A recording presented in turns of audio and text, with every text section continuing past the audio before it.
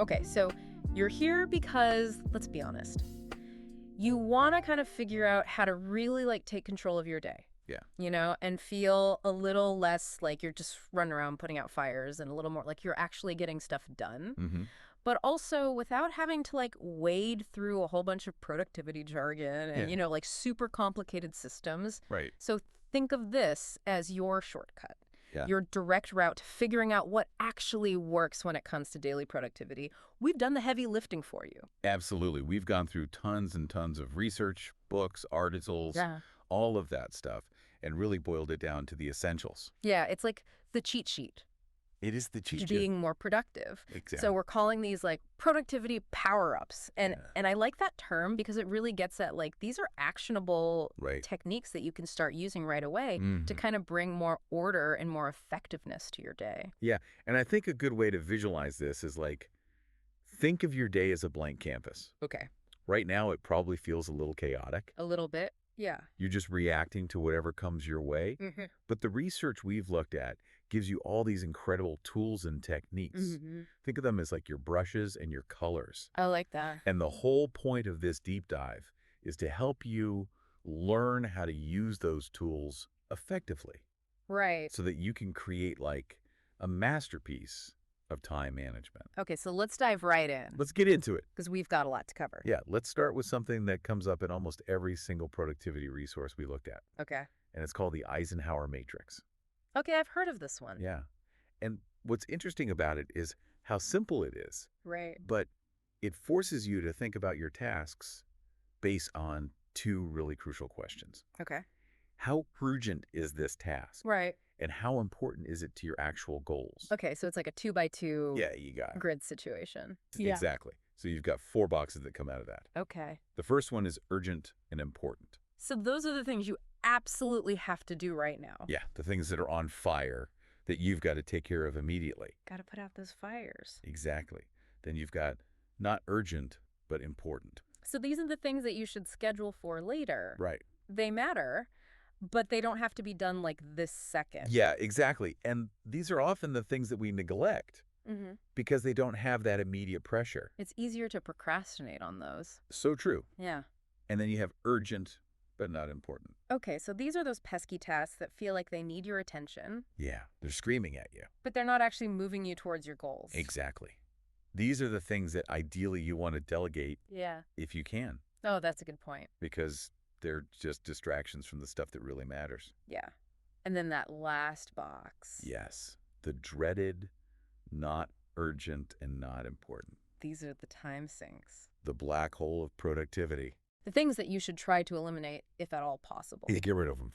So this is a great framework, but I think where I always get tripped up is how do you really figure out what's important versus what's just urgent? Because honestly, everything can feel urgent. That's such a good point. In the moment. It really is. And I think a lot of it comes down to taking a step back. Okay. And really thinking about your long-term goals. What are you actually trying to achieve? Right. Because often urgent tasks are just, like you said, they're loud. They're in your face.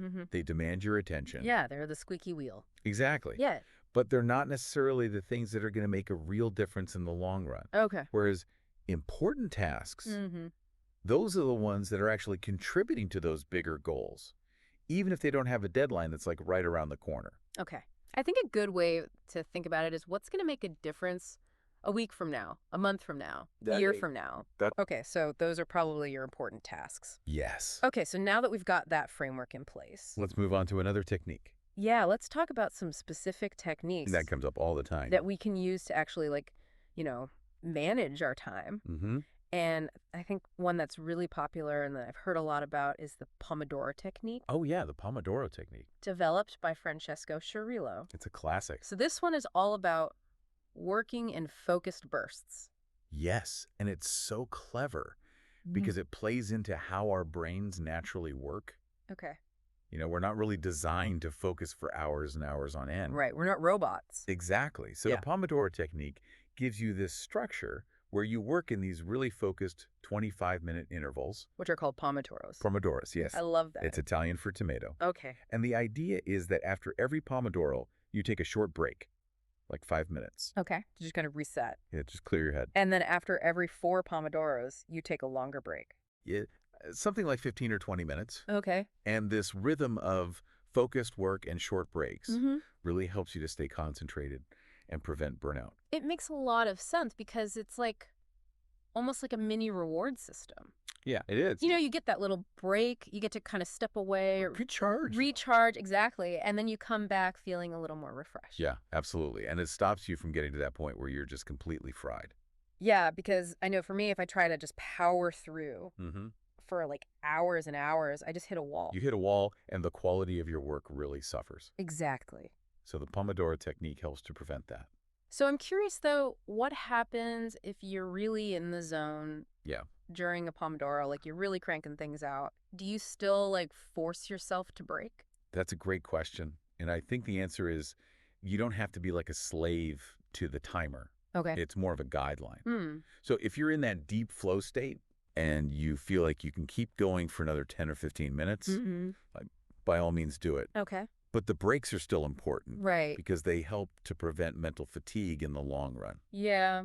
Yeah, it's kind of like, you know, with exercise, you don't want to overtrain. Exactly. You need those rest days. You need those rest days to let your muscles recover. Exactly. And it's the same with your brain. Yes. Give your brain a break. Give your brain a break. So, okay, so Pomodoro technique, that's one technique. What about for people who really thrive on structure? Oh, for the structure lovers out there? Yes, for the people who love to-do lists and calendars.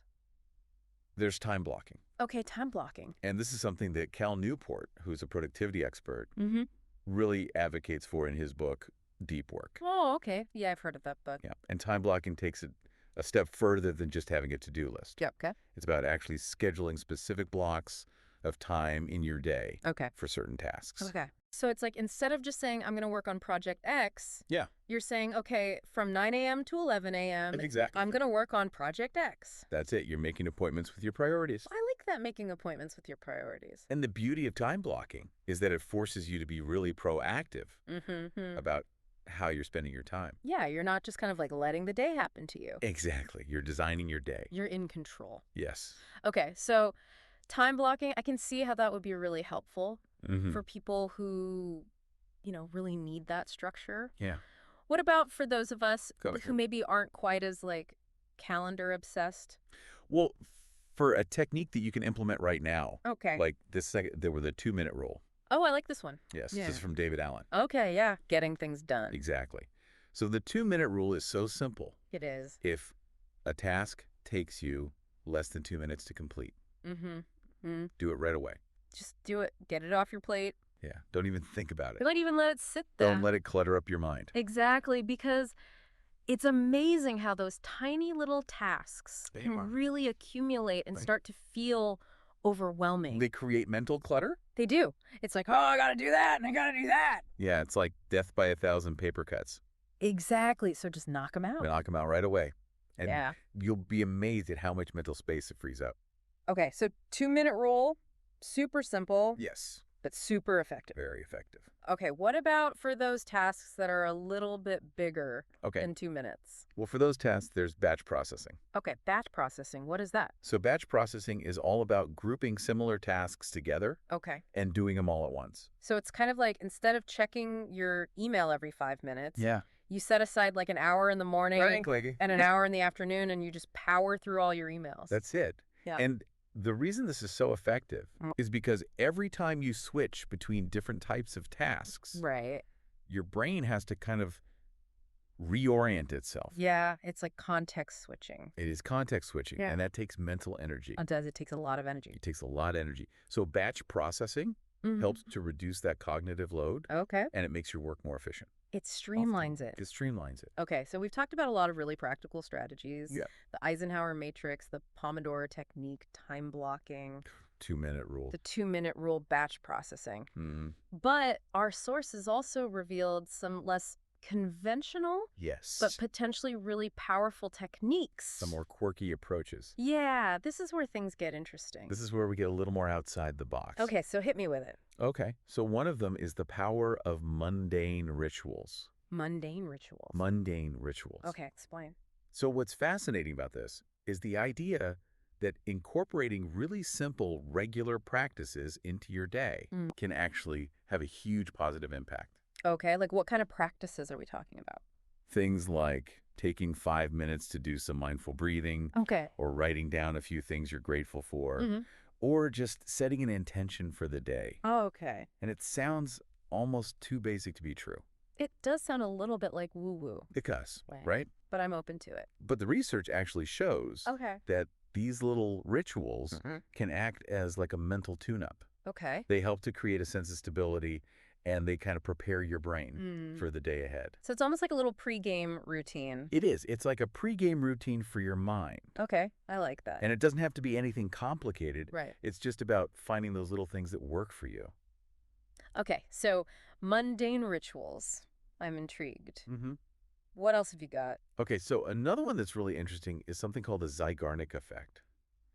The Zeigarnik effect. The Zeigarnik effect. That 5 times fast. I know, right?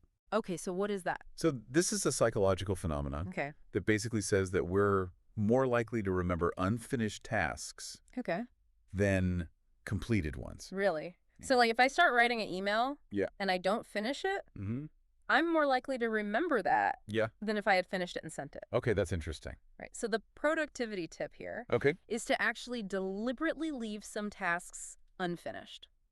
What? Yes. I know it sounds counterintuitive. It does. But the idea is that by leaving something unfinished, it kind of creates this open loop in your mind. Right. And that open loop acts as a motivator to make you more likely to come back to it and finish it. So it's almost like that thing where you can't remember the end of a movie. Yes, exactly. And it just like bugs you. It drives you crazy. And it's like, I got to know how it ends. Yes. Okay. So it's kind of like tapping into that psychological quirk. It's a little bit of a mind game. It is a mind game, but it can be really effective. Okay, so Zeigarnik effect. I'm going to try it. I think you should. Okay. Now, we've talked about a few key figures throughout this conversation, like David Allen and Cal Newport and Francesco Cirillo. And I think it's worth just like briefly highlighting their contributions. Absolutely. Because these are people who have really shaped the way we think about productivity. They've had a huge impact. So David Allen, with Getting Things Done, he really revolutionized how we think about managing tasks and commitments. His system is all about getting everything out of your head and into a trusted system. So you don't have to like constantly be holding all that stuff in your mind. Exactly. And he emphasizes clear action steps and regular review. Which I think are really important because it's one thing to like write down a to-do list, but if you never look at it again, what's the point? It's not really helpful. Exactly. So the regular review is crucial. And then Cal Newport. He's all about deep work. Deep work, yes. And I think this is something that's becoming more and more important in our world of constant distractions. Absolutely. So deep work is basically the ability to focus without interruption. On a cognitively demanding task. And he argues that this is becoming increasingly rare. And increasingly valuable. Because we're so used to being interrupted. They're constantly bombarded with notifications. With messages, with everything. So how do you actually carve out time for deep work? It's a challenge. It is a challenge. But it's possible. It is. And the rewards are huge. They are huge. Because when you're able to do deep work, you can produce really high quality work in a much shorter amount of time. And you feel more satisfied. Yes, you feel a sense of accomplishment. Okay, so deep work, super important. Very important. And then Francesco Cirillo with the Pomodoro technique. He's given us this really simple but effective way to beat procrastination and stay focused. It's a classic for a reason. It is a classic. Yes, it works. It works. Okay, so now let's get to some of those mind-blowing facts that you teased earlier. Are you ready to have your mind blown? I think so. Okay, so did you know that the average person switches tasks every 3 minutes? Wow, that's insane. That's crazy, right? No, and I knew that we were like kind of bad at focusing, but I didn't realize it was that bad. It's really bad. And here's the kicker. Okay. That constant task switching can reduce your productivity by up to 40%. 40%? Are you serious? I'm serious. That's like almost half of your day. It is. Gone. Wasted. Wasted. So when you think about it, techniques like time blocking and batch processing, which help to minimize those interruptions, suddenly seem even more important. Okay, so I need to start time blocking Cutting and batch processing. Yes. Okay, what other mind-blowing facts do you have for me? Okay, this one's a good one. Hit me. Studies have shown that implementing a regular gratitude practice Okay. can increase your work efficiency by 31%. 31%. That's amazing. It is pretty incredible, right? And that goes back to what we were talking about with the power of mundane rituals. Exactly. So those little things. Those little things can make a big difference. They really can. Okay, so let's kind of bring all of this together. Yes. What are the key takeaways here? Well, I think the most important thing to remember is that mastering productivity isn't about becoming some kind of robot. Right. Or trying to cram more and more into your day. It's not about doing more. It's not about doing more. It's about doing things better. It's about working smarter. Working smarter, not harder. Exactly. So how do we do that? Well, the key is to find what works for you. There's no one-size-fits-all approach. Right. So you need to experiment. Okay. You need to try different techniques and see what helps you to be the most productive. So it's like a personalized productivity blueprint.